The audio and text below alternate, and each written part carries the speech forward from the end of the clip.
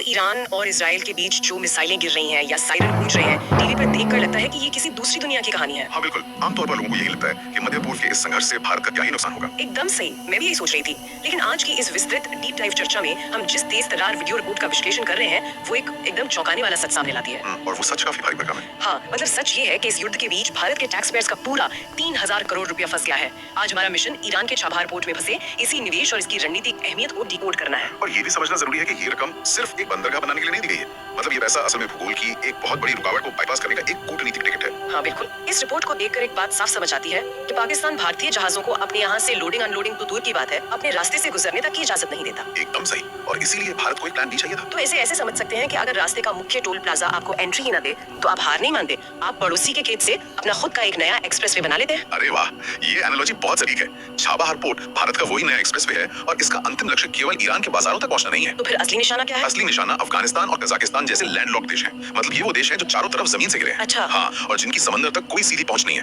अगर भारत का माल बिना पाकिस्तान की मिन्नतें किए सीधे इन बाजारों तक पहुंच जाए तो व्यापार के बहुत बड़े दरवाजे खुल जाएंगे। राइट, मुनाफे के नए रास्ते खुलेंगे।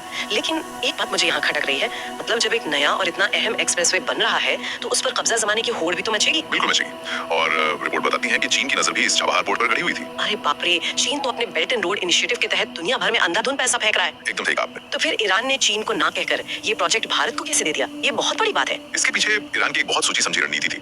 देखो, ईरान चीन की काम करने की फितरत से बहुत अच्छी तरह वाकिफ है। वो कर्ज के जाल वाली बात। हाँ बिल्कुल, चीन जब भी किसी देश के इंफ्रास्ट्रक्चर में भारी निवेश करता है तो वो धीरे धीरे उस देश के पूरे सिस्टम पर हावी हो जाता है। एक तरह से उन्हें कर्ज के जाल में फंसाकर अपनी शर्तें मनवाता है। बाप रे, ये तो बहुत खतरनाक है। हाँ, और इसी खतरे को भांपते हुए ईरान ने चीन को इस अहम प्रोजेक्ट से दूर रखा और भारत को तरजीह दी। वाह, कूटनीतिक स्तर पर देखा जाए तो ये भारत के लिए एक बहुत बड़ा मास्टर स्ट्रोक था। मतलब एक तीर से दो निशाने। सही कहा। अपने लिए नया व्यापारिक मार्ग पक्का करना और चीन जैसी महाशक्ति को बाहर का रास्ता दिखाना। लेकिन यहीं पर आज की सबसे बड़ी चिंता खड़ी होती है। मौजूदा युद्ध ने इस पूरे मास्टर स्ट्रोक पर ही पानी फेरने का खतरा पैदा कर दिया है। जी हाँ, युद्ध के कारण इस पूरे इलाके में एक गहरी अनिश्चितता छा गई है।